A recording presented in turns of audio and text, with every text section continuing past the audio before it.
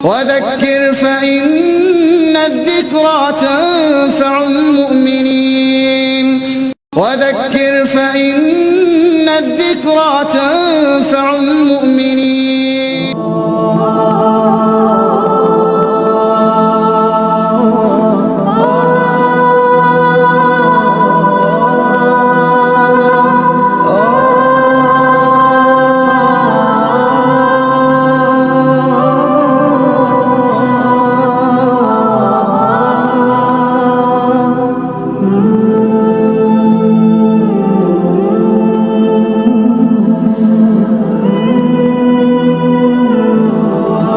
அஸ்ஸலாமு அலைக்கும் வரஹ்மத்துல்லாஹி வபரகாத்துஹு.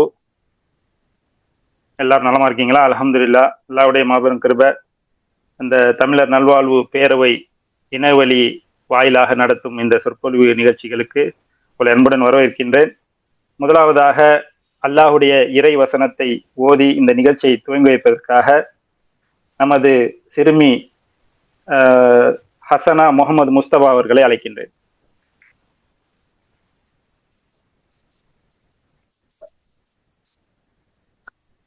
السلام عليكم ورحمة الله وبركاته.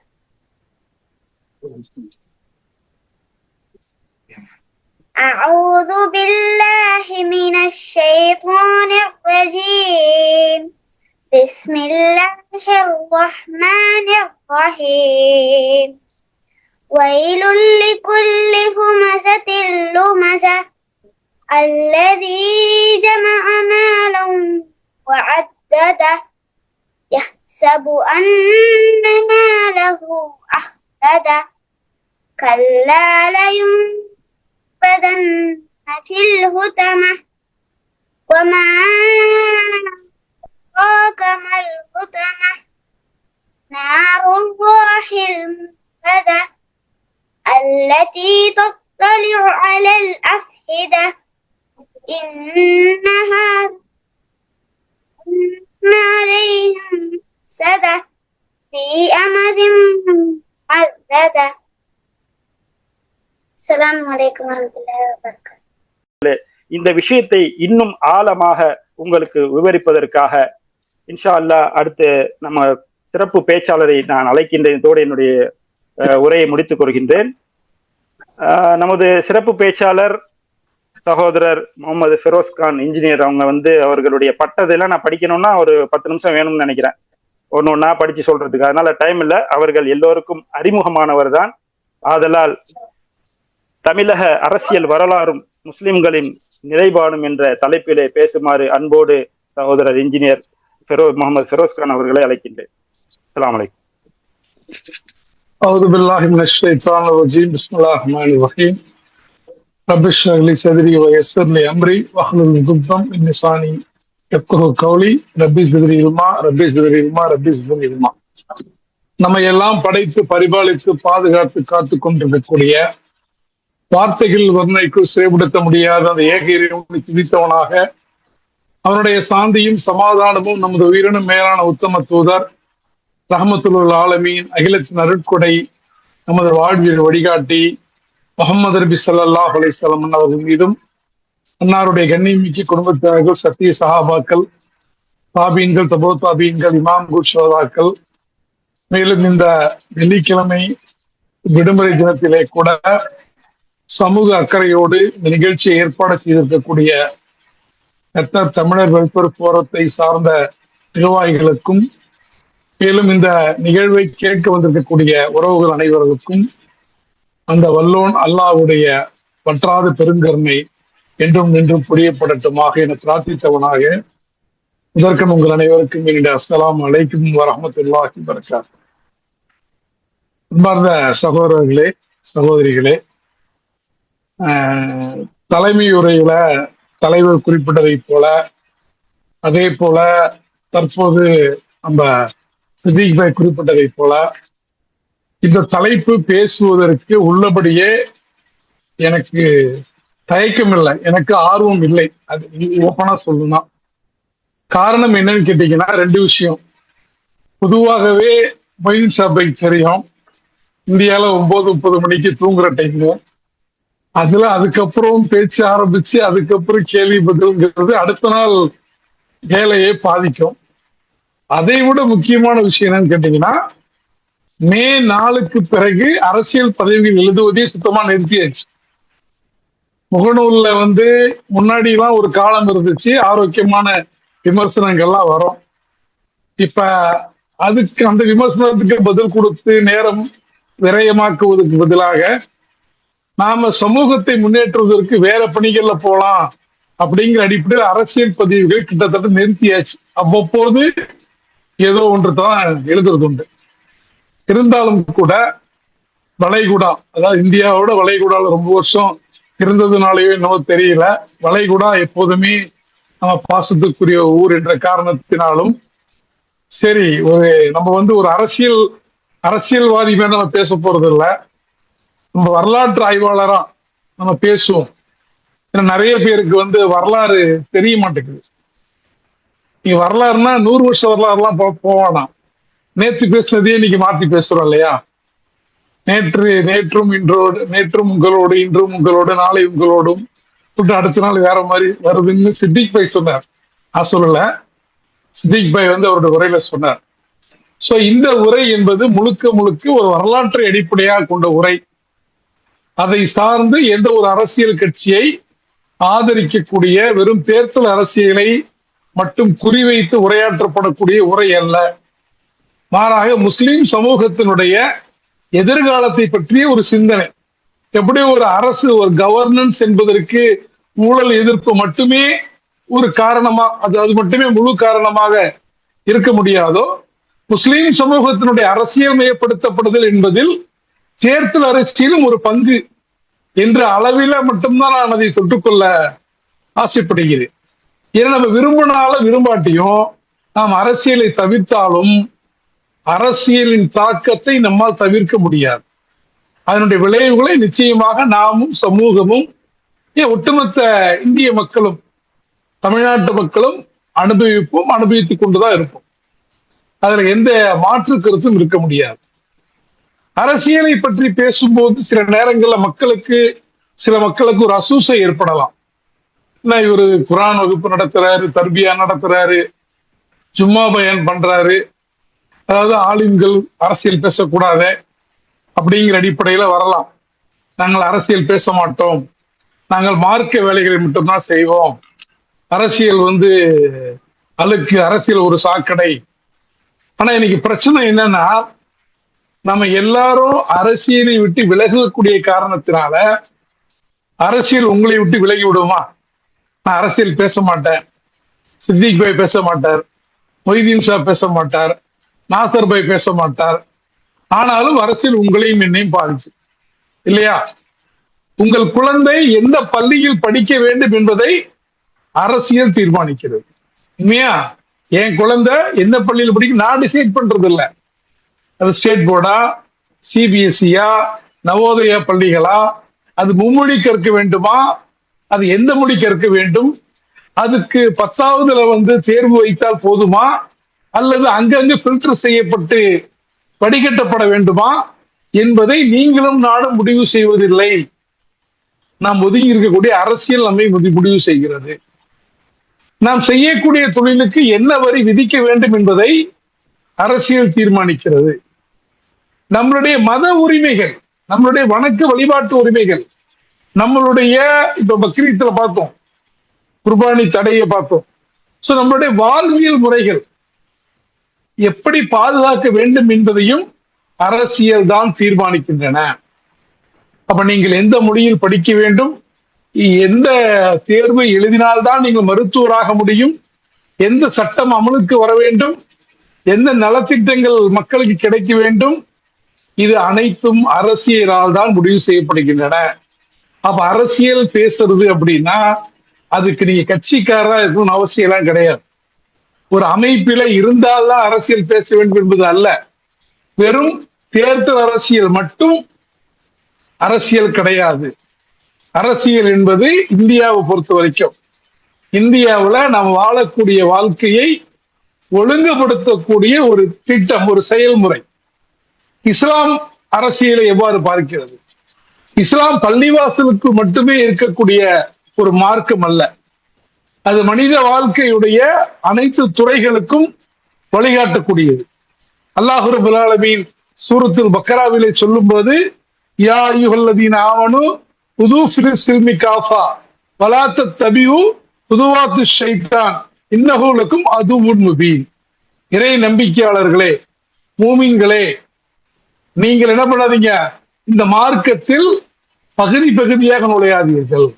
இந்த மார்க்கத்துல முழுவதுமாக நுழைந்து விடுங்கள். ஆத்துல ஒரு கால் சேத்துல ஒரு கால் இல்ல. இஸ்லாத்தை பொறுத்த வரைக்கும் பள்ளிவாசலில் என்ன எந்த அல்லாஹ் இருக்கிறானோ அவன் தான் என்ன பண்றான், பாராளுமன்றத்திலும் அவனுடைய சட்டங்கள் தான் நிலைபெற வேண்டும். அரசியல் முதல் ஆன்மீகம் வரை, அடுக்கலை முதல் அரசவை வரைக்கும் இஸ்லாத்துக்கு ஒரு தெளிவான வழிகாட்டுதல் இருக்கிறது. எனவே ஒரு முஸ்லீம் என்ன பண்ண முடியாது, அரசியலை ஒதுக்கி வைத்து விட்டு அவன் வாழ முடியாது. மக்காவுடைய காலகட்டத்தில் நமக்கு தெரியும், முஸ்லீம்கள் அடக்குமுறைக்கு உள்ளானார்கள். அல்லாஹு தாலா அவர்களுக்கு போர் புரிவதற்கான அனுமதியை கொடுக்கவில்லை. மதீனாவிற்கு ரசூலுல்லாஹ் ஹிஜ்ரத் போறாங்க. இப்பதான் ஹிஜ்ரியை தாண்டி வந்திருக்கிறோம். ஹிஜ்ரத் செய்த பிறகு நபிகள் நாயகம் ஸல்லல்லாஹு அலைஹி வஸல்லம் அவர்கள் ஒரு பள்ளிவாசலை மட்டும் கட்டவில்லை, ஒரு சமூகத்தை உருவாக்கினார்கள். அவர்கள் ஒரு அரசியல் தலைவராக விளங்கினார்கள். அவர்களுடைய சமூகத்தில் முஸ்லிம்கள் மட்டும் இல்ல, முஸ்லிம்களுக்கு மட்டும் ஒரு ஆட்சியாளர் அல்ல, யூதர்களுக்கும் இன்ன பிற சமூகத்தவருக்கும் சேர்த்து மதீனாவுடைய ஜனாதிபதியாக, மதீனாவுடைய அரசியல் தலைவராக, மதீனாவுடைய முதல்வராக பெருமானார் ஸல்லல்லாஹு அலைஹி வஸல்லம் அவர்கள் தான் இருந்தார்கள்.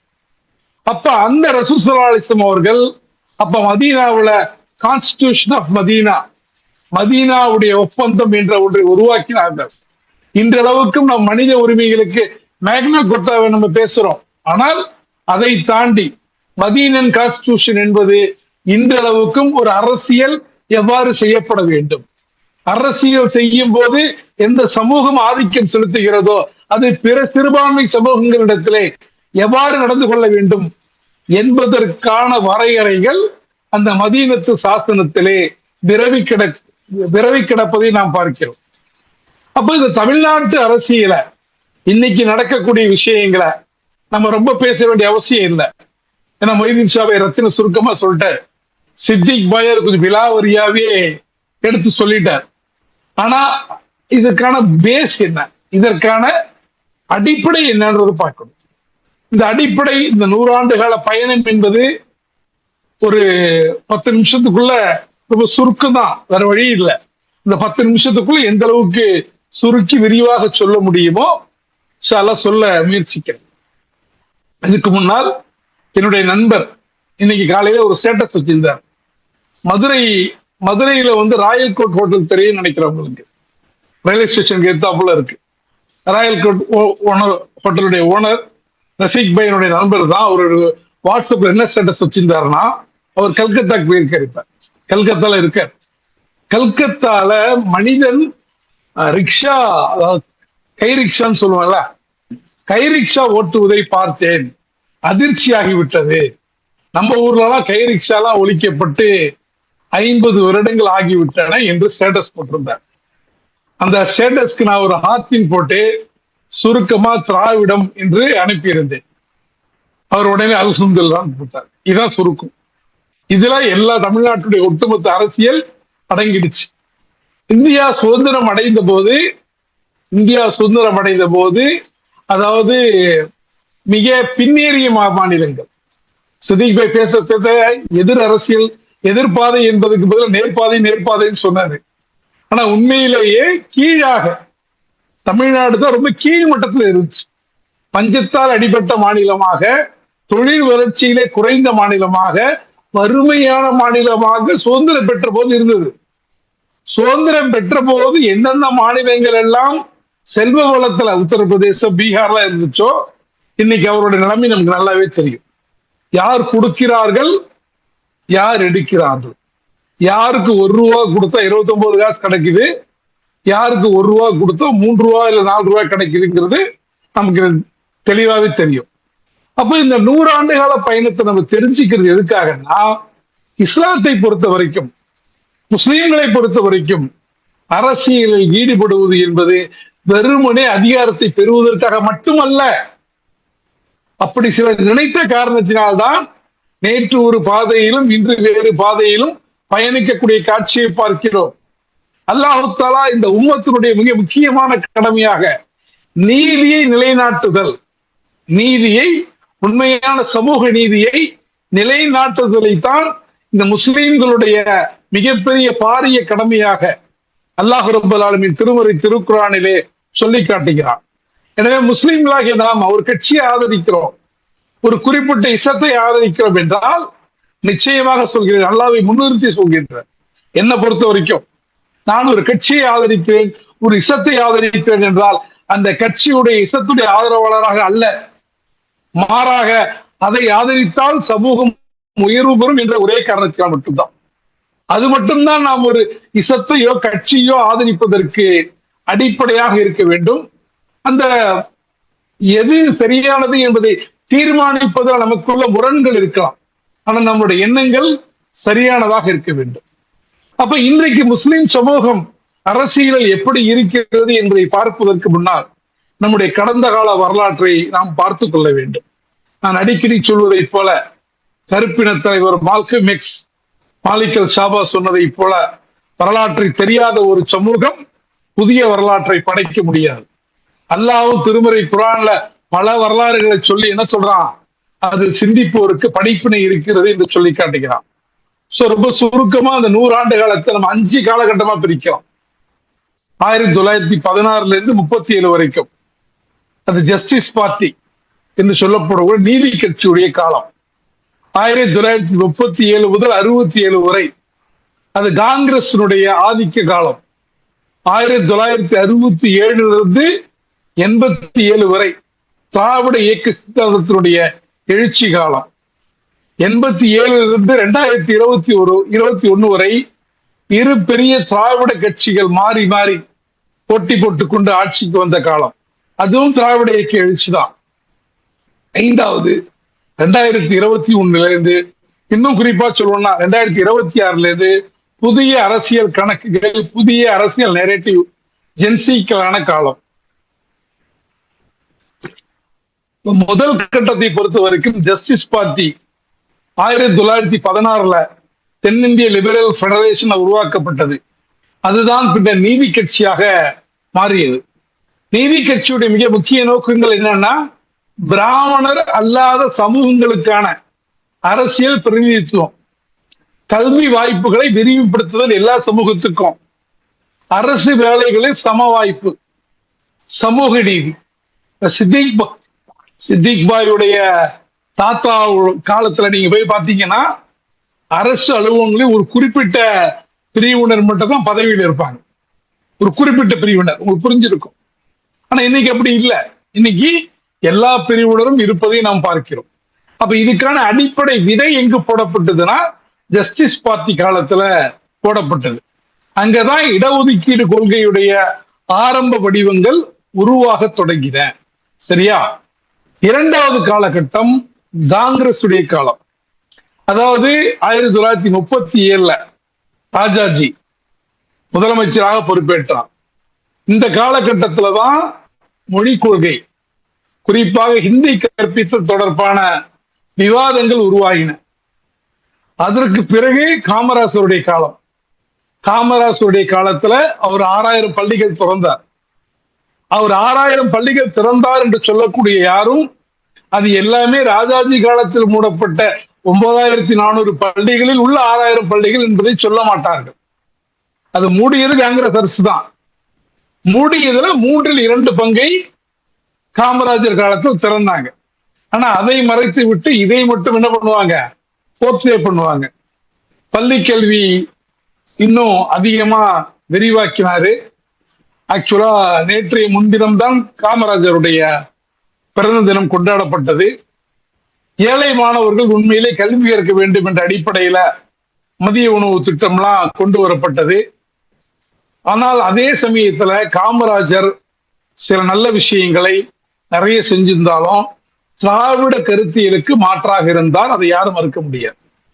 ஏன்னா அவர் 6000 பள்ளிக்கூடங்களை திறந்த காரணத்தினால்தான் அவர் அந்த 57 தேர்தலில் நிற்கும் போது அவருக்கு எதிராக வேட்பாளரை அண்ணாதுரை நிறுத்தவில்லை, பொது வேட்பாளர் மாதிரி.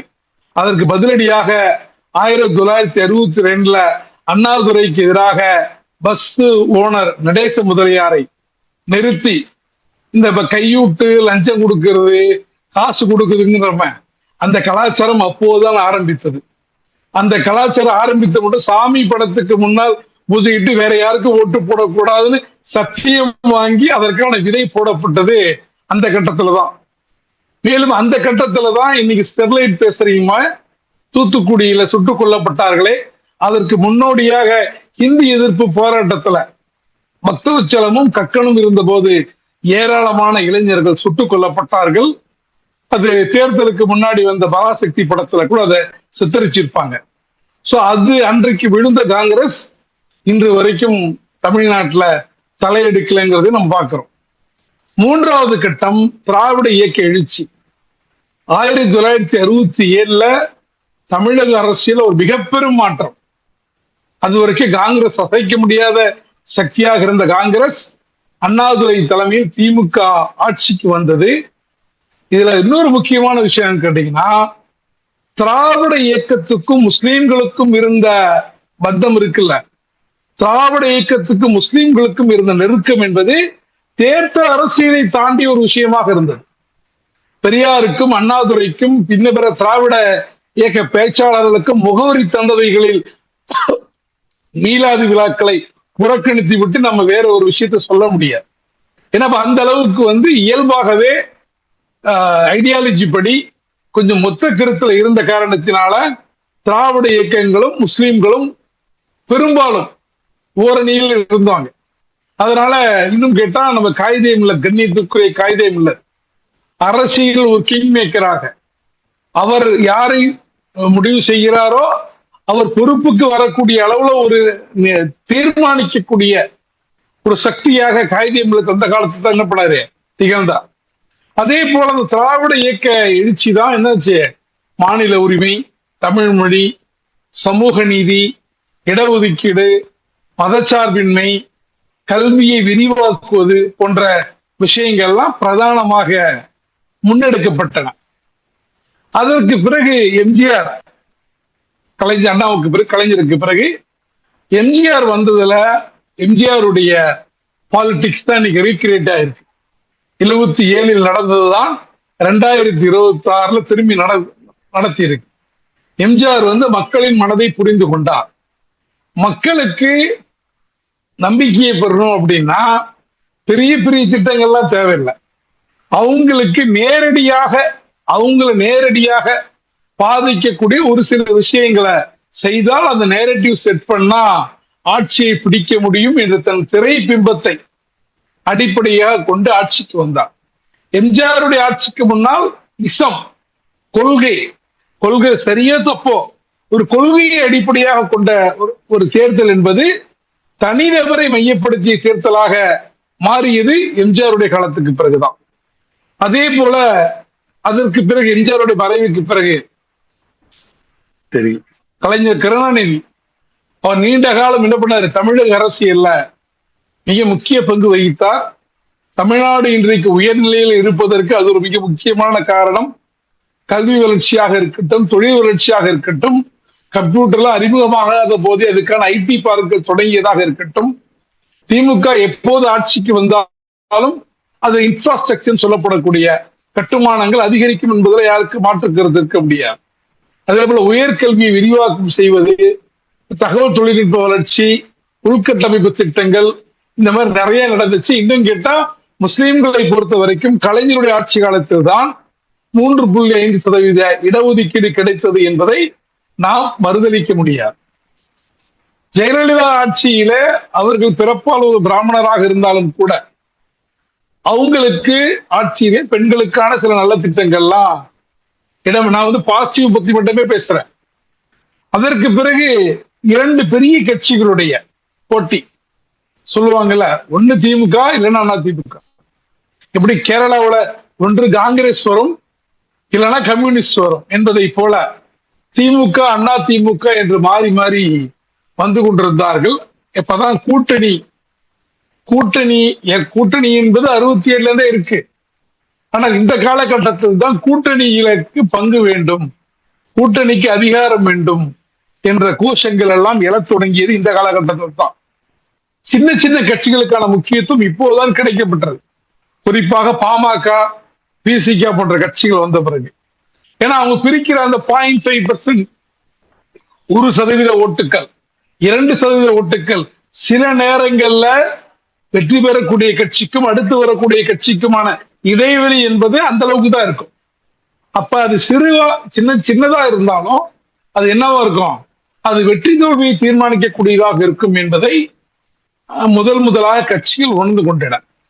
அதே போல இந்த காலகட்டத்தில் தான் ஊடகங்கள் எதை தீர்மானிக்கிறதோ, எம்ஜிஆருக்கு ஜெயலலிதாவுக்கு இருந்த ஊடக பிரிவிலேஜ் என்பது நிச்சயமாக கலைஞருக்கோ ஸ்டாலினுக்கோ கிடையாது. அதற்கு காரணம் அவர்களுடைய பேக்ரவுண்ட், அவர்களுடைய இன்ன பிற விஷயங்கள். அப்ப இதையெல்லாம் தாண்டி இப்போது இன்னைக்கு நடந்து கொண்டிருப்பது யாருமே எதிர்பார்க்கல. அதான் உண்மை. 2026 தேர்தல் நடந்த போது யாருமே தாவேகா ஒரு புதிய சக்தியாக வரும் என்பதை தாவேகாவே எதிர்பார்க்கல. ஒரு அன்அபிஷியலா சொல்லணும்னா பேரு நமக்கு தெரிந்த ஒரு நண்பர் தாவேகல சட்டமன்ற உறுப்பினராக இருக்க. ஆக்சுவலா அவருக்கு தான் அமைச்சர் பதவி வரேன்னு சொன்னாங்க, வரல. அப்ப ஒரு சென்னையை விட்டு மதுரையில இருக்கார். ஏன் வீடு எடுக்கலையான்னு உடனே நான் ஜெயிப்பேன்னு எனக்கு தெரியாத, அதனால வீடு எடுத்திருந்தேன், இனிமேலதான் நம்ம வீடு எடுக்கணும். அந்த அளவுக்கு யாருக்குமே அவர்களுடைய வேட்பாளர்களுக்கே அந்த நம்பிக்கையெல்லாம் இல்லை. தாவேகா பெரிய செல்வாக்கை செலுத்தும் என்று சொன்னவர்கள் கூட ஒரு 20% அதிகபட்சம், அதை தாண்டி வராது என்று நினைத்தார்கள். ஆனால் முதல் முறையாக தமிழக அரசியலை கணித்த அனைவரும் இந்த தேர்தல்ல தப்பாக கணித்து விட்டார்கள். அப்ப இன்னைக்கு தமிழக அரசியல் மாறிக்கொண்டிருக்கிறது. புதிய தலைமுறை வாக்காளர்கள் டிவி ஷோக்களை விட, செய்தித்தாள்களை விட, கவர்மெண்ட் ஜிஓக்களை விட, சர்க்குலர்களை விட, உறுதிப்படுத்தப்பட்ட தகவல்களை விட சமூக ஊடகங்களை நம்புகிறார்கள், ரீல்ஸ்களை நம்புகிறார்கள். அதாவது இப்ப எப்படின்னா, ஒரு பொய் வந்துருச்சு அப்படின்னா நீங்க காலம் ஃபுல்லா அந்த பொய்க்கு எதிராக உண்மைகளை திரட்டுறதுக்குள்ள அடுத்தடுத்த ஜெனரேஷன் அது ரீல்ஸ் வந்துகிட்டே இருக்கும். இப்ப அரசியல் உரையாடல்கள் மாறி போயிடுச்சு. வித்தியாசமான ஒரு சோசியல் இன்ஜினியரிங், பாஜக எப்படி வடநாட்டுல சோசியல் இன்ஜினியரிங் கட்டமைத்தார்களோ அதே பாணியில அரசியலுக்கு கையெடுக்கப்பட்டிருக்கிறது. கடந்த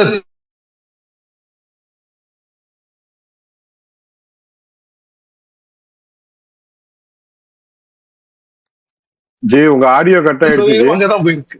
ஓகே ஆடியோ இப்பதான் வருது. கிறிஸ்துவ சமூகத்தினுடைய 80% ஓட்டுகளும், அதே போல தலித் சமூகத்தினுடைய பெரும்பான்மையான ஓட்டுகளும் தாவேக பக்கம் போச்சு. நாசூரில் தேர்தலுக்கான அந்த ஓட்டு முடிவுகள் அவருடைய அலசக்கூடியவர்கள் சொல்லுகிறார்கள். அப்ப இதுல ஒரு 2-3 அவதானிப்புகளை மட்டும் சொல்லிட்டு நம்ம ஃபைனலா கன்க்ளூஷனுக்கு போயிடலாம். அதாவது இந்த தேர்தல் முடிவுகளை பொறுத்த வரைக்கும் என்னுடைய ஒரு சில அப்சர்வேஷன்ஸ் என்னன்னா, ஏன் இந்த அளவுக்கு திமுக வரும் எல்லாரும் நினைச்சாங்க. 2021 to 26 என்பது விமர்சனங்கள் இல்லாம கிடையாது. விமர்சனங்கள் இல்லாம யாருமே ஆட்சி செய்ய முடியாது. யாருமே குறையில்லாத ஆட்சி நடத்த, ஊழல் இல்லாத ஆட்சி நடத்த, எந்த ஒரு லஞ்சலாவணம் இல்லாமல் ஒரு ஆட்சி நடத்த இஸ்லாமிய ஆட்சி நடக்கல. சரியா? இது இந்தியாவின் தேர்தல் அரசியல். ஓகே, சோ அந்த தேர்தல் அரசியல்ல வள்ளுவர் சொல்வதை போல சாதகம் அதிகமா பாதகம் அதிகமான்னு பார்த்தா நிறைய சாதகங்களை கடந்த 5 வருடங்களை செய்திருக்கிறார்கள். நிறைய திட்டங்களை வந்திருக்கிறது. ஒரு கல்வியாளன் பெருமிதப்படக்கூடிய காலம் கடந்த 5 வருடங்கள். அதாவது நமது ஊரை சார்ந்த மாணவர்கள், வறுமையில் இருக்கக்கூடியவங்க, பிற்படுத்தப்பட்ட சிறுபான்மை சமூகங்களை சார்ந்த மாணவர்கள் கிட்டத்தட்ட 30 லட்சம் 40 லட்சம் கூட ஒரு கவர்மெண்ட் ஃபண்டிங் வாங்கி வெளிநாட்டுல போய் படிக்க முடியும். கடந்த வருடம் கிட்டத்தட்ட தமிழ்நாட்டிலும் செலக்ட் ஆன 60 சிவில் சர்வீஸ் ஆபீசர்ஸ்ல கிட்டத்தட்ட 90% எங்கிருந்து செலக்ட் ஆனாங்கன்னா தமிழ்நாடு அரசினுடைய 4 திட்டத்தில் இருந்தா செலக்ட் ஆனாங்க என்பதெல்லாம் ரொம்ப பாசிட்டிவான ஒரு விஷயம். அதே போல தமிழ்நாடும் கடந்த 5 வருடங்கள்ல தொழில் வளர்ச்சியாக இருக்கட்டும், இல்ல இன்னும் பிற வெல்த் பேராமீட்டர்ஸா குரோத் பேராமீட்டர்ஸ்ல பாத்தீங்கன்னா வேற குஜராத் மாடலை விட வேற எந்த மாடலை விடவும் திராவிட மாடல் நன்றாகவே போனது. இருந்தாலும் அவர்கள் செய்த ஒரு சில தவறுகள் இருக்கிறது. அந்த தவறுகளும் இந்த தேர்தல் முடிவுக்கான ஒரு காரணம். முக்கியமாக எம்ஜிஆருக்கு பிறகு திரை கவர்ச்சியை அரசியல் மூலதனமாக மாற்றக்கூடிய அந்த வேட்கை ஜெயலலிதாவை விட அதிகமாக விஜய்க்கு இருந்தது. அவருடைய தனிப்பட்ட இஷ்யூஸ், தனிப்பட்ட பர்சனல், அதாவது பொதுவாக சொல்லுவாங்க சில பேர் நான் ஒரு கடந்த வருடம் பள்ளிக்கூடத்துல ஒரு சின்ன விஷயம், ஒரு 2 டீச்சர்ஸ் மத்தியில ஒரு ப்ராப்ளம். அப்ப நான் சொன்ன ஒரே விஷயம் தான், உங்க பர்சனல் உடனே நீங்க வெளியே போறீங்க. அப்ப உங்களை நம்பி இருக்கக்கூடிய மாணவர்கள், உங்களை நம்பி இருக்கக்கூடிய மேனேஜர், உங்களை நம்பி இருக்கக்கூடிய பெற்றோர்கள், அதெல்லாம் உங்களுக்கு முக்கியம் இல்லை, உங்களுடைய பர்சனல். அதே போல தன்னுடைய சுயத்தை தொடக்கூடிய ஒரு விஷயம் என்ற காரணத்தினால அந்த திரை கவர்ச்சி அரசியல் மூலதனமாக மாற்றி எப்படி நேரேட்டிவ் செட் பண்ணாங்களோ அந்த இதை கொண்டு வந்ததுல உண்மையிலே விஜய் பெற்ற வெற்றி மகத்தானது. அதை நாம் ஏற்றுக்கொள்ளதான் வேண்டும். ஆனா அந்த வெற்றியில என்ன பிரச்சனைனா, இந்த காட் காம்ப்ளெக்ஸ் சொல்லுவாங்கல்ல, என்னால எல்லாம் முடியும் அப்படிங்கிற லேசான உடல் மொழி, அந்த உடல் மொழியில தெரியக்கூடிய அந்த விஷயத்தை நம்ம பார்க்கலாம். ஆனால் இன்றைக்கு 60 நாட்கள் கழித்து என்ன நடக்கிறது என்பதை முழுவதுமாக கட்டுப்படுத்தக்கூடிய ஒன்லி பவர் சென்டராக இருப்பதை போல தோற்றமளிக்கவில்லை. இருந்தாலும் 60 நாள் என்பது ஒரு சிறு டைம் பீரியடு தான். இன்னும் கொஞ்ச நாள் போனாதான் அது முழுசா உணர முடியும். அதே போல நிறைய பேர் சொல்வதை போல மொய்தீன் ஷா கூட சொன்னார், ஜென்சி மட்டும் காரணம் இல்ல, ஜென்சி ஒரு காரணம். பொதுவாகவே தமிழ்நாட்டு வரலாறு, இந்திய வரலாறு, உலக வரலாறு எடுத்து பாருங்க. ஒரு சைக்கிள் வரும், ஒரு சைக்கிள், ஒரே கட்சி, ஒரே சித்தாந்தம், ஒரே கொள்கை ரொம்ப வருஷம் இருக்க முடியாது. தமிழ்நாட்டை பொறுத்தவரைக்கும் ஒரு 50 வருஷம் தான். காங்கிரஸ் எத்தனை வருஷம் இருந்துச்சு? 30 வருஷம் இருந்துச்சு. அதற்கப்புறம் இந்த திராவிடம் 60 வருஷம் இருந்துச்சு. இப்போ ஒரு மாற்றம் தேவைப்படுகிறது. மாற்றம் நல்லதா கிட்டதா வேற, ஆனா மாற்றம் வேணும். சலிச்சு போச்சு, அது ஒரே மாதிரியே இருக்கு. எனக்கு திரையில் பார்த்த மாதிரி ஒரே நாள்ல அதிரடியா இப்ப 2 மாசத்துல ஊழல் ஒழிஞ்சிருச்சுல, அந்த மாதிரி ஒரு மாற்றம் வேண்டும் என்று எதிர்பார்த்தவர்களை என்ன பண்ணிட்டாங்க, அழகா கேப்சர் பண்ணிட்டாங்க. திமுக கூட்டணியிலே இருந்த, கூட்டணிக்கு முன்னால இருந்த பிரச்சனைகள், அதுவும் இந்த வெற்றிக்கு ஒரு மிக முக்கியமான காரணம். இன்னொரு முக்கியமான காரணம், இளைஞர்களை கடந்த 20-25 வருடங்களாக அரசியல் மயப்படுத்தப்படவில்லை. திமுக ஆட்சிக்கு வந்ததற்கு மிக முக்கிய காரணம் மாணவர்கள். அண்ணாமலை பல்கலைக்கழகத்தில் போய் பார்த்தீங்கன்னா தெரியும், திமுக வெற்றிக்கு பின்னால் உள்ள விழுதுகள்லாம் தெரியும். ஆனால் அதற்கு பின்னால் என்ன பண்ணிட்டோம், அவர்களை அரசியல் நீக்கம் செய்து விட்டோம். அதனால அவர்களுக்கு அதை பற்றிய எந்த இடஒதுக்கீட்டால் பயன்பெற்றவனுக்கு அதை பற்றிய ஞானம் இல்லை. மூன்றாவது தொழில்நுட்பம். தொழில்நுட்பத்தை சரியா கையாண்டா சமூகத்தை வழிநடத்த முடியும். இன்னைக்கு ஏஐ மாதிரி, ஏஐ நல்ல விதமாகவும் கையாளலாம், தப்பாவும் கையாளலாம். தொழில்நுட்பத்தை சரியான முறையில நிறைய வாட்ஸ்அப் சேனல்களை கிரியேட் பண்ணி, அதுக்கும் ஒரு செட்டப் கிரியேட் பண்ணி, ரொம்ப பெர்ஃபெக்டா ஆடியன்ஸை டார்கெட் செட் பண்ணி பண்ணது தேசிய அளவுல பாஜக எப்படி அந்த உத்தியை கையாண்டதோ. உதாரணத்துக்கு இந்த தாவேகா இந்த ஆட்சியை பிடித்தது நான் பாஜக உடைய ஆளுநர் சொல்ல மாட்டேன், உறுதியா தெரியாம இது சொல்ல முடியாது. ஆனால் பாஜக உடைய என்ன நினைத்ததோ அது நடந்திருக்கிறது. எப்படி ஆம் ஆத்மின்ற ஒரு கட்சி வந்துச்சு. ஆம் ஆத்மி வரும்போதே சொன்ன நிறைய பேர் தமிழ்நாட்டுல அதை ஆதரிச்சாங்க. இது ஒரு தட்டுக்கடை, இப்படிதான் பதிவு போட்டேன். அதேதான் அந்த மாடல்ல வெறும் ஊழல் எதிர்ப்பு, வேற எந்த சித்தாந்தமும் இல்லாமல் அந்த மாடலை பயன்படுத்தி, எப்படி அண்ணா சாரை பயன்படுத்தி அங்க வந்தார்களோ அதே போல இங்கே விஜயை பயன்படுத்தி இந்த ஆட்சி வந்திருக்கிறது. அதே போல திரை ஊடகம் ஆரம்பத்துல பக்திமயமா இருந்துச்சு. அதை மையமாக மாற்றியது திராவிட முன்னேற்ற கழகம். அதற்கு பிறகு ஒரு எம்ஜிஆர் அதை தனிநபர் ஹீரோ ஒர்ஷிப்பா மாத்தினாரு. இன்னும் கேட்டா இன்னைக்கு அந்த ஹீரோ ஒர்ஷிப்பா அதிகமா வளர்த்து விட்டது யாருன்னு கேட்டீங்கன்னா திமுகவுடைய தொலைக்காட்சி ஊடகங்களும் அவர்களுடைய மீடியாவும் தான் என்பது ஒரு நகைமுறை. ஐந்தாவது, இந்த ஊடகமும் அரசு அமைப்புகளும், அதாவது அதிமுகவுக்கு விஜய்க்கு தந்த பிரிவிலேஜ கண்டிப்பா திராவிட கட்சிகளுக்கு திமுகவுக்கு குறிப்பா தரல.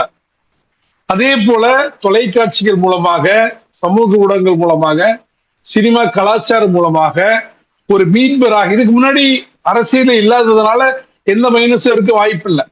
இப்ப கேரியரையே உச்சத்து விட்டு வர்றாரு, அவ்வளவு பெரிய நடிகர் அப்படிங்கிற அந்த ஹைப் பண்ணப்பட்ட மார்க்கெட்டிங் தெளிவாக ஒர்க் ஆயிடுச்சு. ஒரே ஒரு விஷயம் கடைசியா சொல்றேன். தேர்தல் முடிவுலாம் வந்த பிறகு சென்னையில சில பூங்காக்களுக்கு போயிருந்தேன். ஸ்டாலினுடைய கடைசி காலகட்டத்துல பண்ணப்பட்ட சில பூங்காக்கள் உண்மையில துபாயில இருந்த மாதிரி ஒரு ஃபீலிங் இருந்துச்சு. இப்படி பண்ண மனுஷன இப்படி பண்ணிட்டாங்க. ஒரு ஒரு மனிதனாக, கட்சியெல்லாம் நமக்கு கிடையாது. சோ ஆனா அந்த சமயத்துல யாருக்கும் பெரும்பான்மை இல்லாமல் தடுமாறிய போது விசிக, இந்திய யூனியன் முஸ்லீம் லீக், கம்யூனிஸ்டுகள், காங்கிரஸ் சொல்லாம் போயிடுச்சு. அது ஒரு விஷயம். இவர்கள் எல்லாம் போன போது ஒரு விதத்துல நல்லதுன்னு நினைச்சேன். ஏன்னா விஜய் யார் வேணா மேனிபுலேட் பண்ண முடியும். விஜயே தானே பண்ணுவாராங்கிறது எங்களோட டவுட்.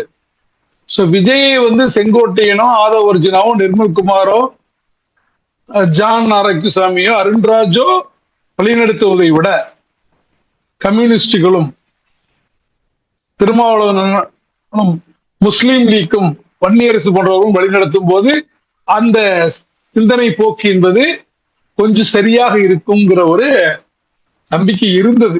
இப்ப இருக்கான்னு கேட்காதீங்க. சோ நம்ம என்ன தமிழ்நாட்டை பொறுத்த வரைக்கும் என்னன்னா, மக்களை ஊழல் என்பது நேரடியா பாதிச்சாதான் அவங்களை பாதிக்கும். என் பாக்கெட்ல இருந்து முனிசிபாலிட்டிக்கு போனா நான் 50 ரூபா கொடுக்குறேன், இப்ப 50 ரூபா கொடுக்கல, ஊழல் ஒழிஞ்சிருச்சு. ஆனா ஒரு 90 ஏக்கருக்கு மதிப்பான இடத்தை ஒரு பெரிய நிறுவனத்திலிருந்து கடந்த ஆட்சியில மீட்டு இப்போது அது மீண்டும் அவர்களிடத்தே கொடுக்கப்பட்ட அது நேரடியா மக்களை பாதிக்காது. ஒரு கோயிலுக்கு சொந்தமான இடம் அரசாங்கத்தில் அத்தனை புரோட்டோகால்களையும் மீறி தனியாருக்கு குறைந்த விலைக்கு விற்கப்பட்ட அது நேரடியா மக்களை பாதிக்காது. மக்களை பாதிக்கிறதுங்கிறது நேரடியா சின்ன சின்ன விஷயங்கள். சோ அதை ஒரு வழியா கையாண்டு அந்த நேரட்டிவ் செட் பண்ணி ஒரு 2 மாசம் போயிடுச்சு. முஸ்லீம்கள் என்ன நிலைப்பாட்டை மேற்கொள்ள வேண்டும் அப்படின்றது ரொம்ப ஷார்ட் அண்ட் ஸ்வீட்டா சொல்லணும் அப்படின்னா, தேர்தலும் முடிஞ்சிருச்சு, ரிசல்ட் வந்துருச்சு, அதை யார மாத்த முடியாது. அடுத்த தேர்தல் எப்ப வரும் யாருக்கும் தெரியாது. ஒருவேளை 5 வருடங்கள் கூட கழித்து வரலாம். ஆனால் கடந்த 60 நாட்கள்ல ஒரு விஷயத்தை யாராவது கவனித்தீர்களான்னு எனக்கு தெரியல. என்ன அதுன்னா, இந்த தேர்தலுக்கு முன்னாடி தமிழ்நாட்டுல எப்போதும் என்ன விஷயம் நடந்தாலும் பாஜக எதிர்ப்புங்கிற ஒரு விஷயம் பேசப்பட்டு கொண்டே இருக்கும். புரியுது என்ன சொல்றது? அதாவது எந்த ஒரு விஷயமா இருந்தாலும் பாஜகவை எதிர்க்கிறோம், மோடியை எதிர்க்கிறோம், அமித்ஷாவை எதிர்க்கிறோம், பாஜக கொண்டு வந்த மும்மொழி கொள்கையை எதிர்க்கிறோம், பாஜக கொண்டு வந்த டீலிமிட்டேஷனை எதிர்க்கிறோம். இப்படி பாஜக எதிர்ப்பு என்ற மையப்புள்ளியில் தான் ஒட்டுமொத்த தமிழ்நாடு அரசியல் சுற்றி சுற்றி சுற்றி வந்தது. இன்னைக்கு கடந்த 60 நாட்கள்ல அப்படி ஒரு பேச்சே இல்லை. அப்படி ஒரு பேச்சே சுத்தமா இல்லை.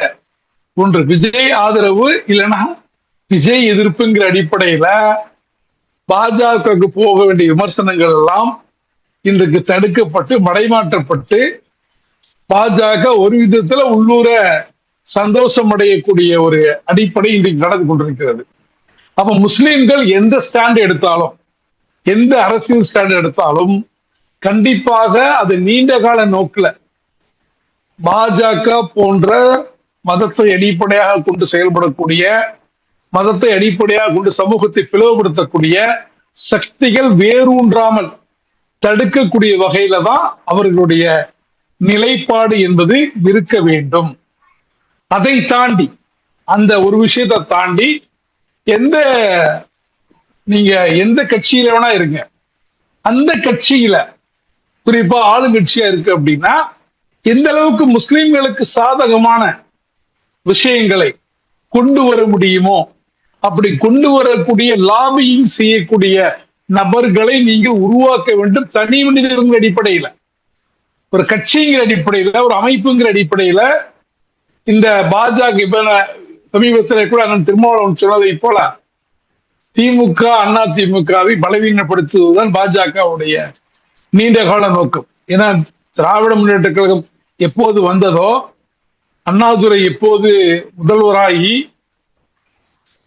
இந்த மாநிலத்துக்கு தமிழ்நாடு என்ற பெயர் வைத்திருக்கிறேன், இதை அகற்றும் துணிவு யாருக்கு வரவில்லையோ அது வரைக்கும் இந்த அண்ணாதுரை தான் இந்த நாட்டை ஆளுகிறான் என்று சொன்னாரோ, அன்றிலிருந்தே திராவிடத்தை ஒழிப்பதற்கான எல்லா வேலைகளையும் ஒன்றிய அரசு செய்து கொண்டிருந்தது. காங்கிரஸா இருந்தாலும் சரி, பாஜகவா இருந்தாலும் சரி. ஏன்னா இன்னைக்கு மாநில அரசியல்ல, மாநில கட்சிகள்ல பாஜக எதிர்ப்பை சித்தாந்த ரீதியாக தூக்கி பிடித்த மாநில கட்சிகளை ஒரு கட்சி எதுன்னா அது நிச்சயமாக திராவிட முன்னேற்ற கழகம் மட்டும்தான். வேற எந்த கட்சியும் அந்த அளவுக்கு உயர்த்தி பிடிக்கல. நமக்குள்ள ஒரே ஒரு பயம் என்னன்னா, இத காரணமா வச்சு பாஜகவை, திமுகவை பாஜக பக்கம் தள்ளக்கூடிய ஒரு வேலைகள் எல்லா தரப்பாலும் உருவாக்கப்படுகின்றன. எப்படியாவது அத ஒரு குறைந்த காமன் மினிமம் பிரகாரம் அடிப்படையில் ஒட்டவைக்கும் முயற்சிகள் மேற்கொள்ளப்படுகின்றன. ஆனால் அது நடக்காது நம்புறோம். திமுக மீண்டும் அந்த தவறை செய்யாதுங்கிறத நம்புறோம். செய்யாமல் இருப்பதற்கு அவர்களோடு இருக்கக்கூடிய முஸ்லிம் கட்சிகள், அவர்களோடு இருக்கக்கூடிய முஸ்லிம் அமைப்புகள், இல்ல திமுகவில் இருக்கக்கூடிய முஸ்லிம் தலைவர்கள் இன்னைக்கு நிறைய கொஞ்சம் கொஞ்சமா வளர்ந்து வராங்க. ஜென்சி இப்ப கூட கத்தார்ல கூட ஏதோ ஒரு மீட்டிங் வைக்கிறாங்கன்னு நினைக்கிறேன். அந்த மாதிரி முஸ்லிம் தலைவர்கள் அழுத்தமான ஒரு அழுத்தத்தை கொடுக்க வேண்டும். முஸ்லிம்களை புறக்கணித்து விட்டு நாம் அரசியல் செய்ய முடியாது என்ற எண்ணம் ஆளுங்கட்சிக்கு இருக்கணும், எதிர்கட்சிக்கு இருக்கணும். சித்தாந்த அடிப்படையில அவர்களுடைய எந்த செய்கைகளும் இங்கு RSS வேரூன்றுவதற்கு, சங்க பரிவாரங்கள் வேரூன்றுவதற்கு சாதகமாக அமைந்து விடாத வகையில பார்த்துக் கொள்வதும், அதை கட்டுப்படுத்துவதும், கண்டிப்பதிலும் முஸ்லிம் அமைப்புகள் முனைப்போடு இருக்க வேண்டும். அதே சமயத்துல வெறும் அரசியல் எதிர்ப்பை தாண்டி, அரசியல் விஷயங்களை தாண்டி பேரளவா முஸ்லிம் சமூகத்தை கல்வி தரத்துல 3.5% இடஒதுக்கீடு இருக்கு. இடஒதுக்கீடு உயர்த்த கோருகிறோம், நல்ல விஷயம் தான். ஆனால் சில சமயங்கள் ஓப்பனா பேசுறேன், சில சமயங்களில் அந்த இடஒதுக்கீடை பில் செய்வதற்கு கூட பல சமயங்கள்ல முஸ்லிம் சமூகத்துல தகுதியான நபர்கள் கிடைப்பதில்லை என்பது வருத்தத்துக்குரிய உண்மை. கடந்த வருஷம் ஆயங்குடியில ஒரு அரசு உதவி பெறக்கூடிய பள்ளியில 2 அந்த பிஎட் முடிச்சு டெட் எக்ஸாம் பாஸ் பண்ண 2 டீச்சருக்கு ரொம்ப அலைஞ்ச, கிடைக்கல. இதே சமூகத்துல கிடைப்பாங்கன்னு. அப்ப நம்ம அவ்வளவு ஸ்கேர்சிட்டி இருக்கு. அப்ப நம்மளுடைய கல்வி தரத்தை உயர்த்த வேண்டிய கடப்பாடு நமக்கு இருக்கிறது. இரண்டாவது பொருளாதார வலிமை. இப்ப நாடார்கள் எடுத்துக்கொள்ளுங்கள். நாடார்கள் ஒரு காலத்துல அரசியல்ல மைனாரிட்டிஸ், அரசியல் அவங்க தீண்டப்படாதவர்கள். ஏன் பாஜக திரும்ப நாடார குறி வச்சாங்க? அவர்களுடைய பொருளாதார வலிமை. சோ பொருளாதார வலிமை நாம் பெற வேண்டும். நிர்வாகத்துல பங்கேற்க வேண்டும். நிர்வாகத்துல பங்கேற்கணும்னா ஆட்டோமேட்டிக்கா படிக்கணும், போட்டித் தேர்வுகள்ல பங்கேற்கணும், ஊடகத்துல வலுவான குரலாக நம்முடைய குரல் பொழிக்க வேண்டும், சட்டத்துறையில நிபுணர்களை உருவாக்க வேண்டும். இதையெல்லாம் தாண்டி சமூகத்தில் இருக்கக்கூடிய அரசியல் அமைப்புகள், முஸ்லீம் அமைப்புகள், அவர்களுக்கு ஒரு தெளிவான விஷன் இருக்க வேண்டும்.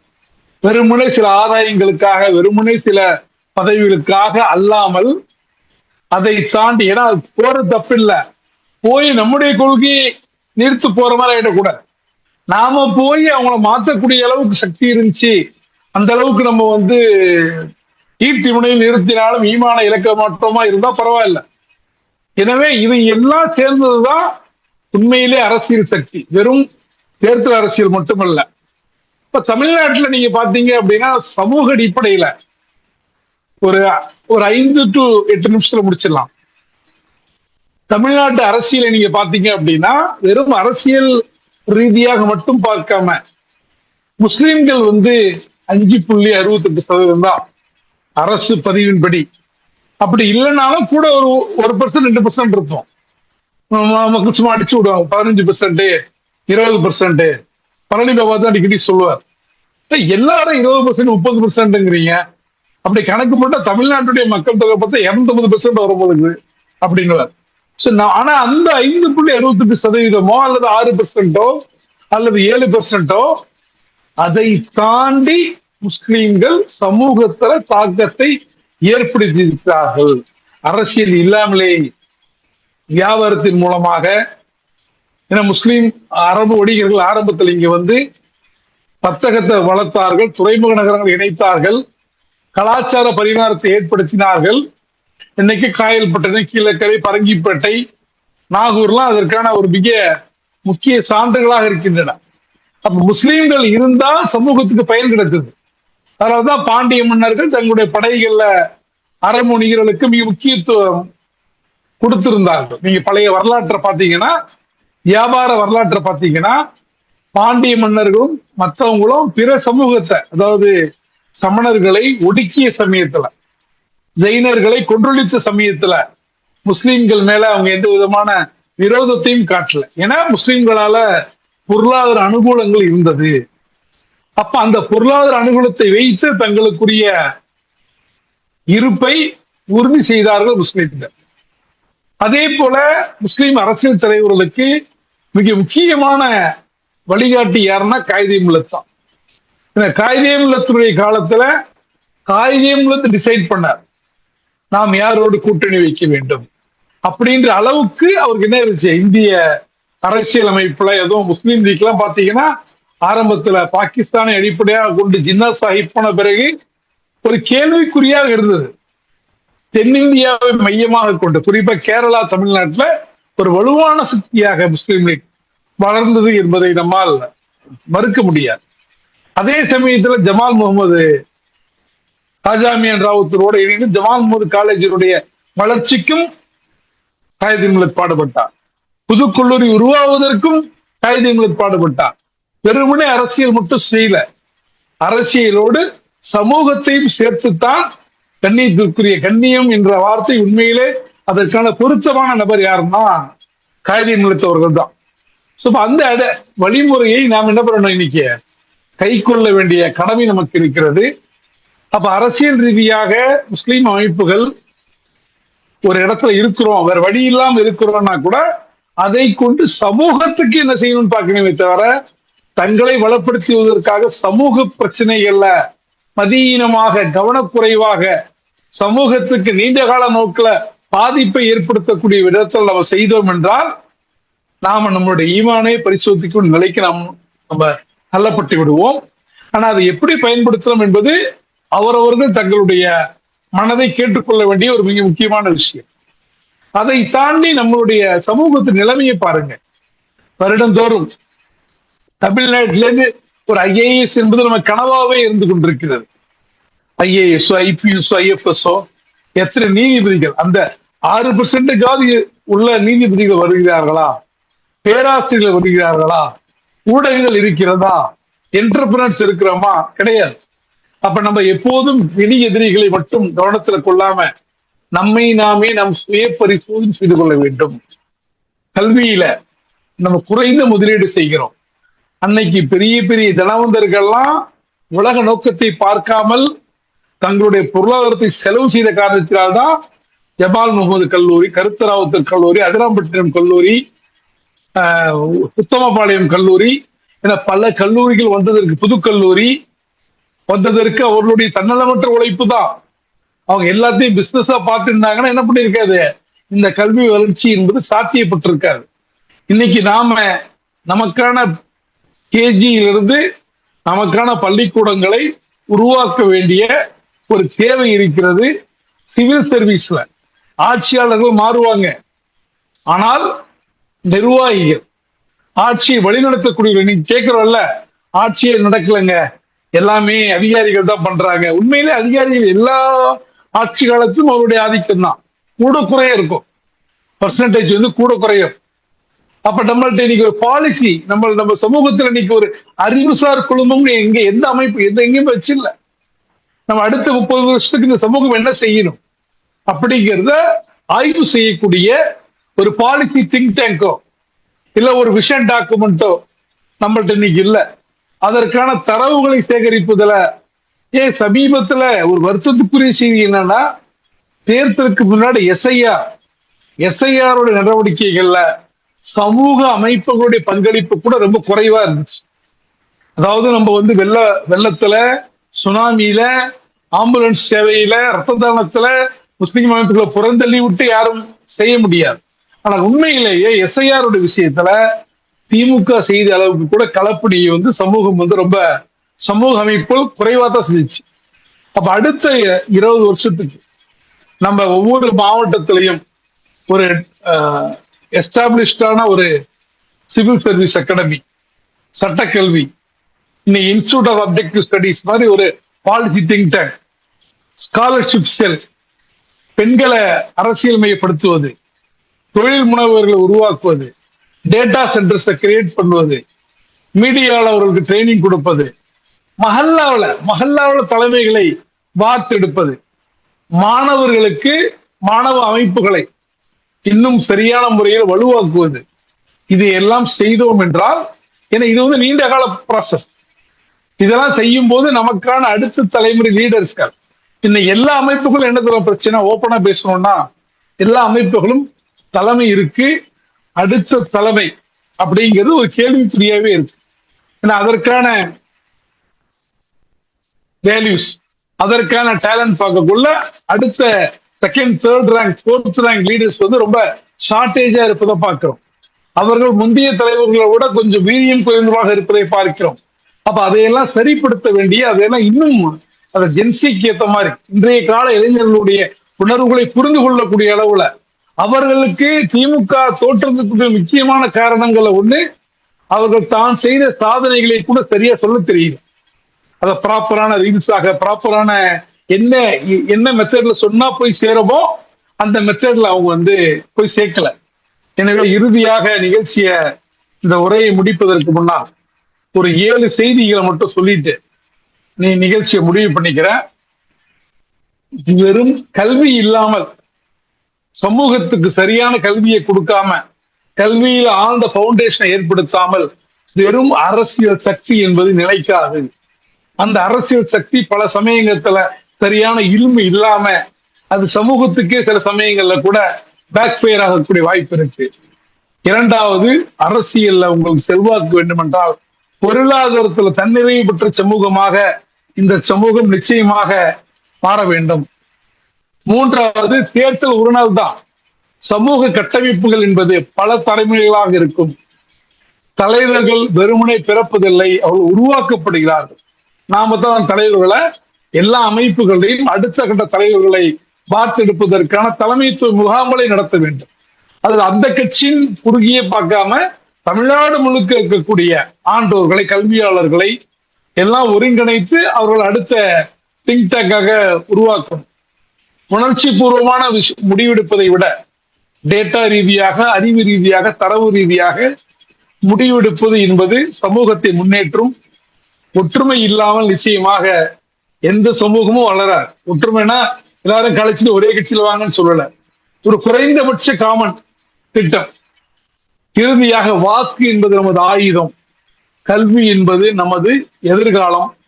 நாம் அதிகாரத்தை வெல்லும் அரசியலை அல்ல, நீதியை நிலைநாட்டும் அரசியலை கற்போம். நாம் வெறுமனே வாக்குகளை இன்னும் சமூகமாக அல்லாமல் வாக்குகளை உருவாக்கும் சமூகமாக, அறிவை உருவாக்கும் சமூகமாக நாம் மாறுவோம்.